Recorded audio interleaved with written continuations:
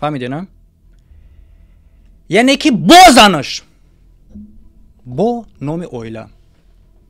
بله نام اویلا.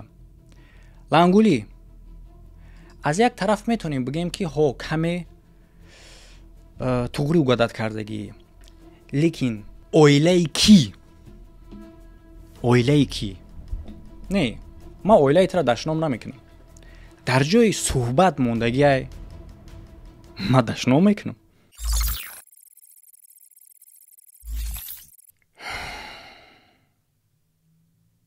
همه سلام علیکم بردارم. محمد شریف هستم با شما و این روبریکه آنتی دجال.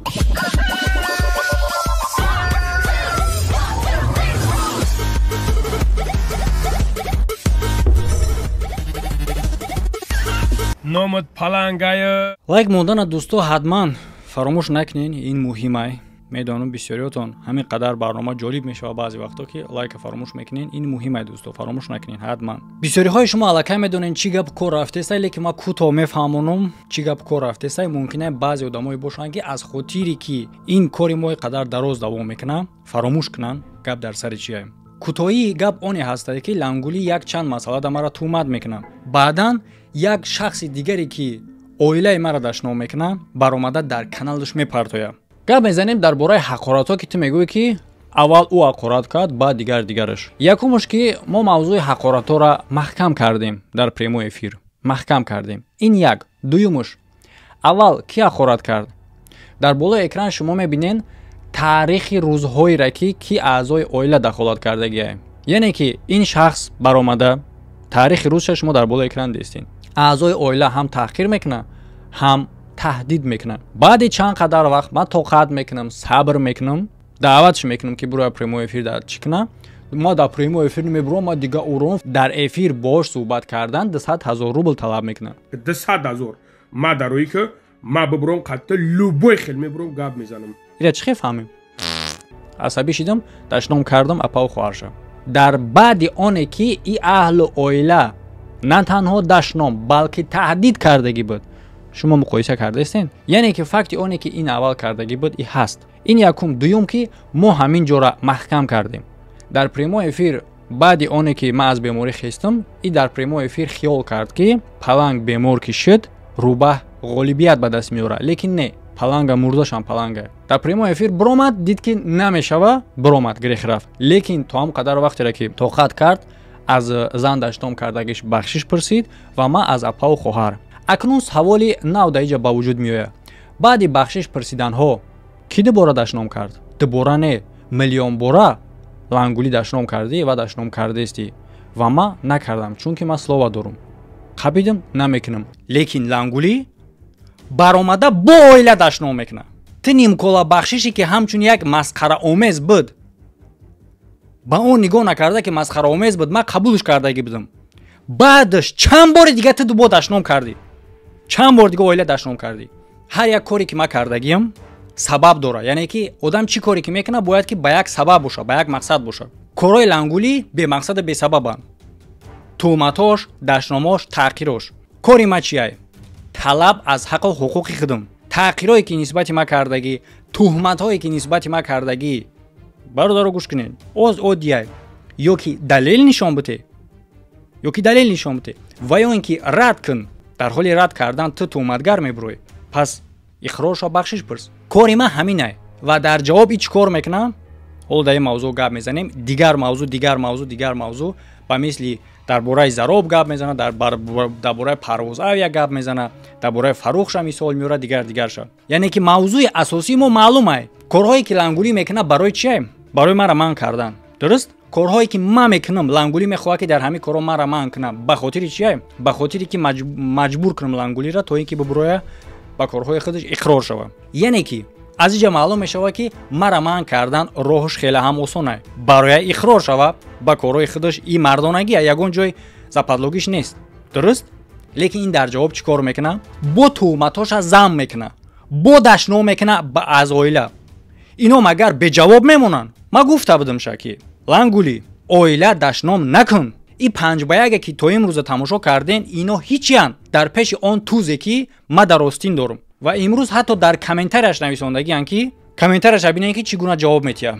бу дар бораи оила метавонем бигӯем ки аз як тарафаш камтарак угадат кардӣ, лекин ониша угадат кардагӣ нести ки оилаи кӣ. не ман оилата дашном намекунам. ҳоло дар ин бора гап мезанем ва пеш аз ин кӯтоҳ мехостам фаҳмонам ин масъаларо. ҳамагон меган дар бораи парвозавия чӣ ба гап намезанӣ, дар бораи парвозавия чӣ ба гап намезанӣ.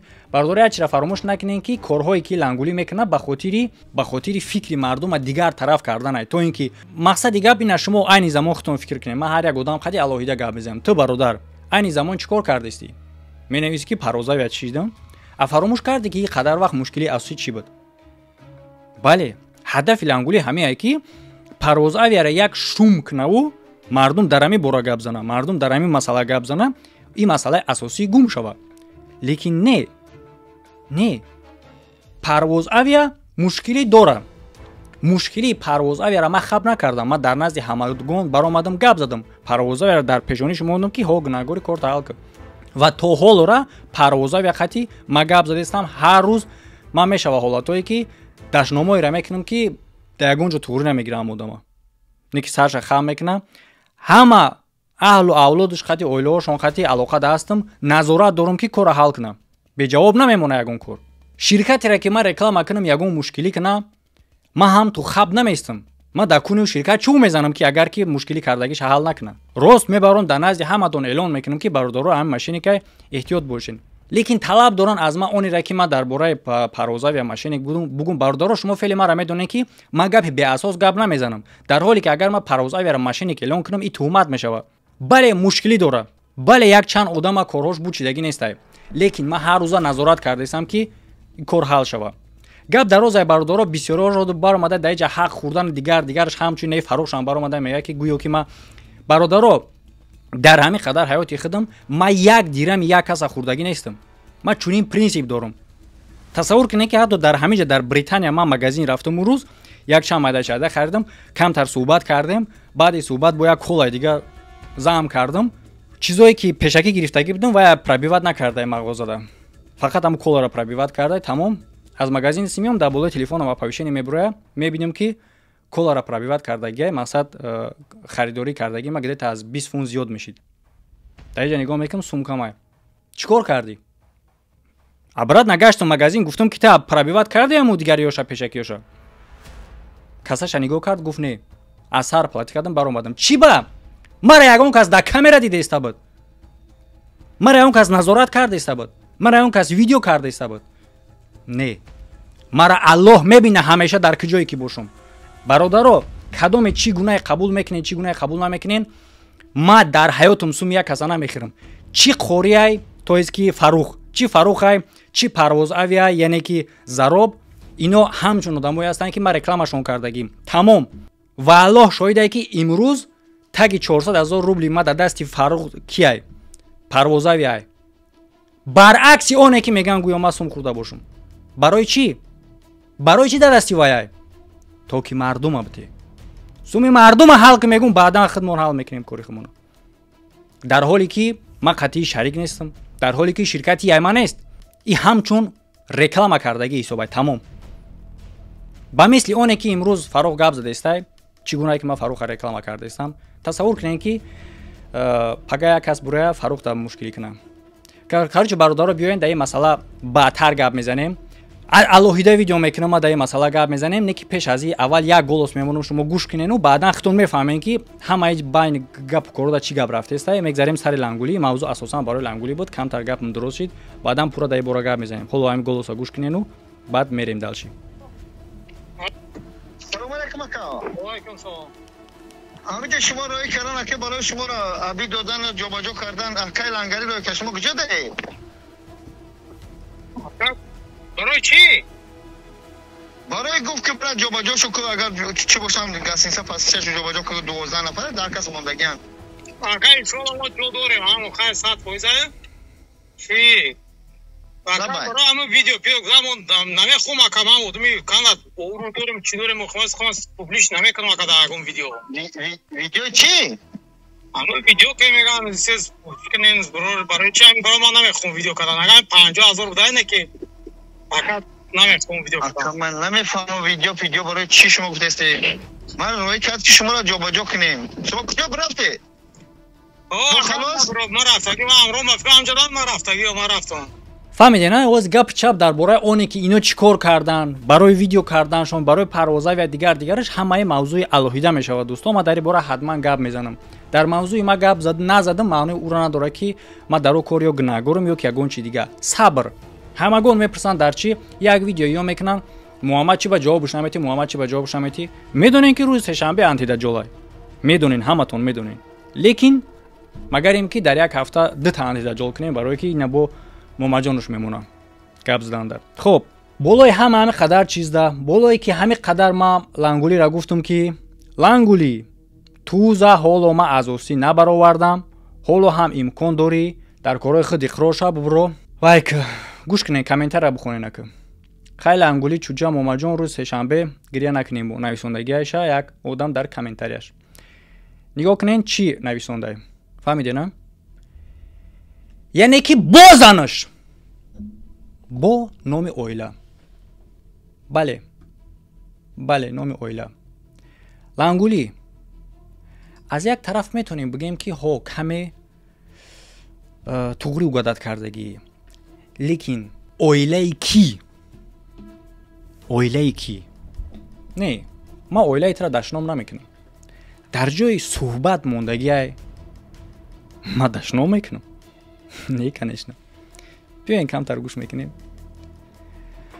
سخن از دهان لقمان خوش است تا چگونه آدمی و امکانیتت میتیم با دلش چیکار میکنی من میدونم که تا همین گونه آدمی هستی که میرای با ایرا تهدید میکنی میدونم لیکن ما اینش هم نظارت میکنم هر یک تهدیدی کردگی پسانت روی اکران میبروید چگونه که تهدید کردستی اون دختر را که قطعش ویدیوی 5x1 بود ایرا هم تهدید کردی هر یک تهدید روی اکران میبروید از هر یک کار برد مردم درکدار میشود و این چیزی که حالا ما تماشا میکنیم یک پرچه میشود دوام میوه یا که نمیوه از اون وابستگی میکنه که چگونه رفتار میکنی لنگولی تو این وقت ما یگان وقت بلیف نکردم یعنی که یگان وقت چیزی را نگفتم که در اصل نیسته ترا همیشه گفتگیم همیشه آگاهی کردگیم که چی 5x1 باشه چی اینش باشه که حالا میبینیم چی دیگرش ما گفتگیم تا ویدیوها تا دوام نمیتیم اگر که ببروی با کارهای خودت اقرار شای لیکن